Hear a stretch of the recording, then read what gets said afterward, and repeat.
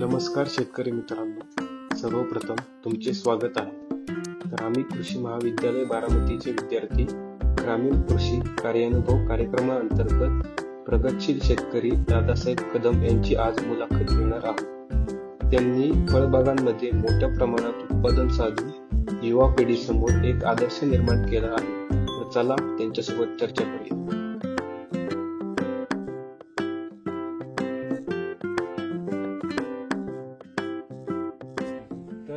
सर्वप्रथम आम्हाला विचारायचं आहे की तुम्ही शेतीकडे का वळाला? म्हणजे तुमची पहिल्यांदा नोकरी होती, पण नंतर तुम्ही शेतीकडे वळाला, त्याबद्दल तुम्ही सांगा. थोडंसं शेतीची लहानपणापासून आवड होती आणि काही परिस्थितीनुसार आम्ही मुंबईला बाहेर पडलो आणि कोविडच्या काळात जरा प्रॉब्लेम झाल्यावरती मग आणि माझा स्वतःचा वैयक्तिक शारीरिक प्रकृतीचा प्रॉब्लेम झाल्यानंतर मी कोविडमध्ये इथं राहिल्यानंतर मग शेती करण्याचा निवडला, कारण मुंबईला जाऊन बी आपल्या प्रकृतीनुसार तिथल्या वातावरणात सूट होत नव्हतं. म्हणून तुम्ही ज्यावेळेस शेतीकडे वळाला तेव्हा तुम्हाला काही प्रॉब्लेम फेस करावे लागले का? जसं तुम्ही आज विविध प्रकारच्या बागा लावताय की डाळी हे असेल, आंबा असेल, सीताफळ असेल, मग तुम्ही हिची लागवड करताना काही प्रॉब्लेम फेस केले का? आम्हाला म्हणजे सगळ्यात मोठा प्रॉब्लेम पाण्याचा होता, सगळ्यात मोठा.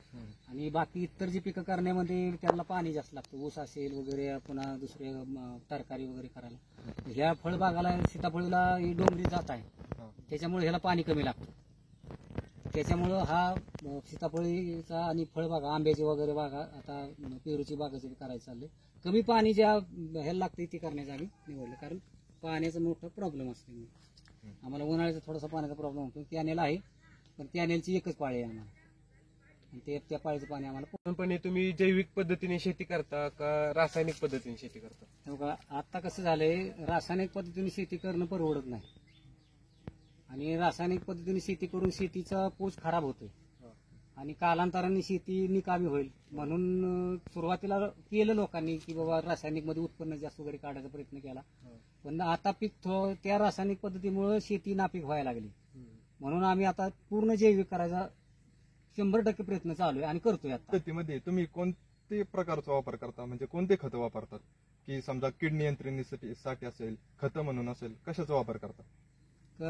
त्या कीड नियंत्रणासाठी दसपर्णी अर्क बनवलेला आणि यांच्या म्हणजे टॉनिक वगैरे किंवा फळ सुदृढ किंवा झाड चांगलं होण्यासाठी त्याच्यासाठी मी पूर्ण जैविक म्हणजे ह्याचं बेलाचा अर्क बनवलाय, बेलफळाचा, पपईच्या फळाचा अर्क बनवलाय आणि आपले उंबराचं झाड असतं का नाही, ते उंबराच्या फळाचा एक अर्क बनवलेला. आणि दुसरं म्हणजे अंडी लिंबू किंवा अंडी देशी गाईचं ताक किंवा दही हे बनवतो आणि झाडाला ड्रीपद्वारे सोडतो. आता सध्या ह्या मी आल्यापासून तर रासायनिक पद्धती कमी करण्याचा प्रयत्न केला आणि आता जर ह्या बागाला फक्त सुरुवातीलाच फक्त केलं, त्याच्यानंतर एकदाही त्याला. तर तुमच्या ह्या झाडाचे वय किती आणि तुम्हाला किती उत्पन्न मिळालं?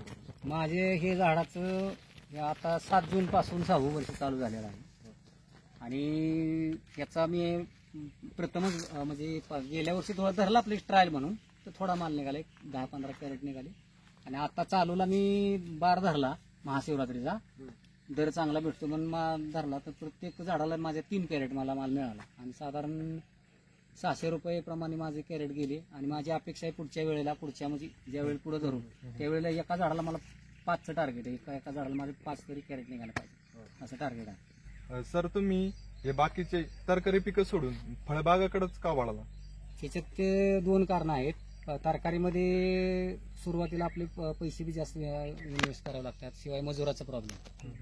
आणि दुसरी गोष्ट की अशी की आम्हाला जरा पाण्याचा प्रॉब्लेम आहे. एप्रिल, मे, जून हे 4 महिन्यामध्ये पाण्याचा थोडा प्रॉब्लेम. कॅनेलचं पाणी गेल्यानंतर उपसा सिंचनाचा जास्त सिंचन झाल्यामुळे पाणी काही पुरत नाही आणि ह्या पिकांना पाणी जास्त लागतं तरकारीला. आणि फळबागाला कसं आहे, फळबागा कमी पाण्यावर येणारे आहेत म्हणून आम्ही फळबागाकडे वळालो. तुम्ही जैविक शेती करताय, तो एक काळाची गरज आहे आणि त्यातून भरघोस उत्पन्न काढताय, ते एक चांगला दृष्टिकोन आहे. तेच तुम्ही इतर शेतकऱ्यांना मार्गदर्शन करून जैविक शेतीकडे आपली कशी वाटचाल करता येईल याबद्दल तुम्ही मार्गदर्शन करा आणि आम्हाला जी सविस्तर माहिती दिली पिकाबद्दल त्याबद्दल तुमचे धन्यवाद. नमस्कार.